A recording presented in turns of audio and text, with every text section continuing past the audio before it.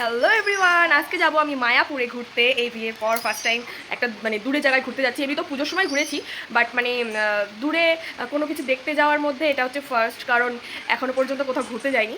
তো 7 মাস তো কমপ্লিট হয়ে গেল। তো যাই হোক, আজকে যাব মায়াপুরে।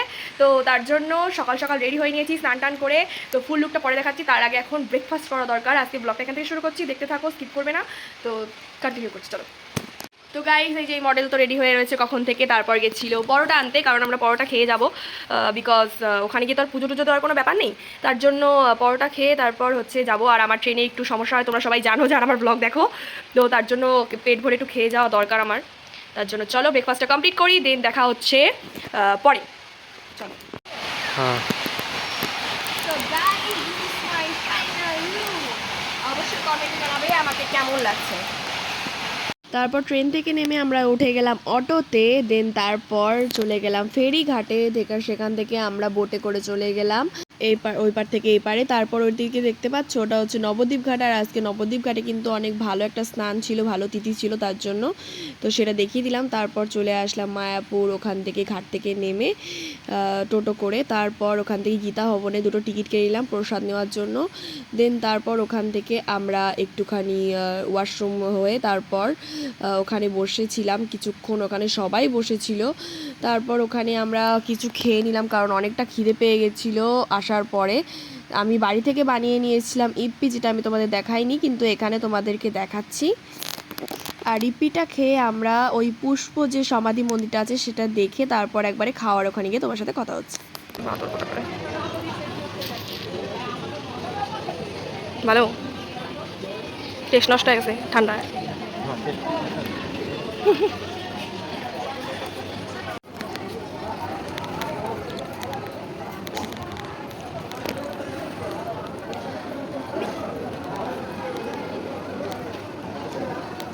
বাই দা এটা নিরামিষ।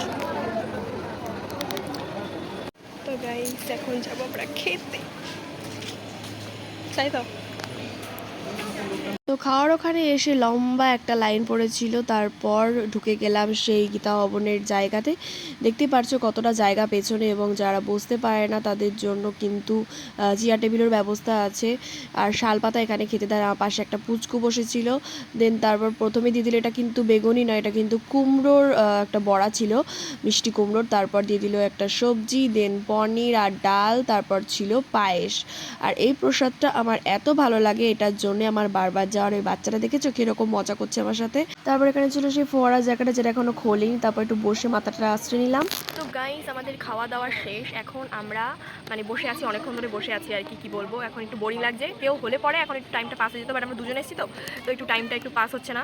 কিন্তু এখন সন্ধ্যা আরতি দেখবো 6টার দিকে। 6টার থেকে এখন হয়তো সন্ধ্যা তাড়াতাড়ি হয়ে যায়, এখন তাড়াতাড়ি হতে পারে, বাট আরেকটা জায়গায় যাব, সেটা দেখতে থাকো। তো মায়াপুরের ফেমাস বিরিয়ানি আর কি বলে, ভেজ বিরিয়ানি লাইক। তো ওইখানে যাব। তো চলো তোমরা আমাদের সাথে ভিডিওটা কন্টিনিউ করো আর দেখতে থাকো।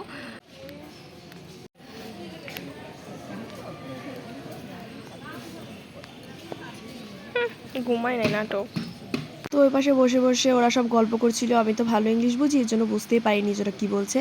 দেন তারপর হচ্ছে ওই যে বিরিয়ানি কথা বললাম সেটা নিয়ে তারপরে আবার চলে আসলাম, কারণ সন্ধ্যারতি দেখবার এখানে দেখো পড়াটা চালু হয়ে গেছে। আর এখানে দিয়েছে সেই খিচুড়ি গাইস, যেটা আমার ভীষণই ফেভারিট। নমস্কার আমি।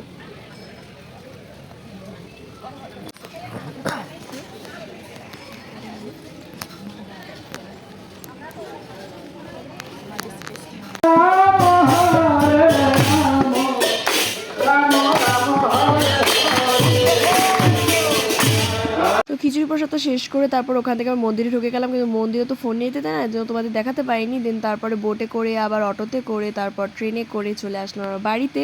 এবং বাড়ি এসে যেহেতু আমরা বিরিয়ানি নিয়ে এসেছিলাম, এর জন্য ওটাই আমরা ডিনার করেছি। আর বিরিয়ানিটা সত্যি বলতে আমার খুবই ভালো লেগেছে, আর গৌতমেরও খুবই ভালো লেগেছে। আর এখানে পনির, তারপর তোমার আলু বোখরা, তারপর সয়াবিন, এগুলো ছিল। এবং এছাড়াও টাইমে নাকি আমি শুনেছি এছাড়াও দেয়।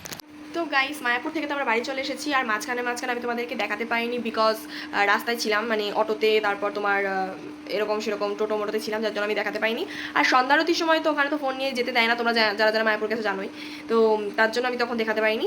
কিন্তু এখন ভিডিওটা এন্ড করছি। তো ভিডিওটা এইটুকুটাই। ভিডিওটা যদি ভালো লাগে অবশ্যই লাইক কমেন্ট শেয়ার করবে, চ্যানেলকে অবশ্যই সাবস্ক্রাইব করবে ইউটিউব থেকে দেখলে, এবং পেজটিকে ফলো করবে ফেসবুক থেকে দেখলে। তো দেখা হবে আবার নেক্সট কোনো একটা ভ্লগে। ততক্ষণ পর্যন্ত টাটা।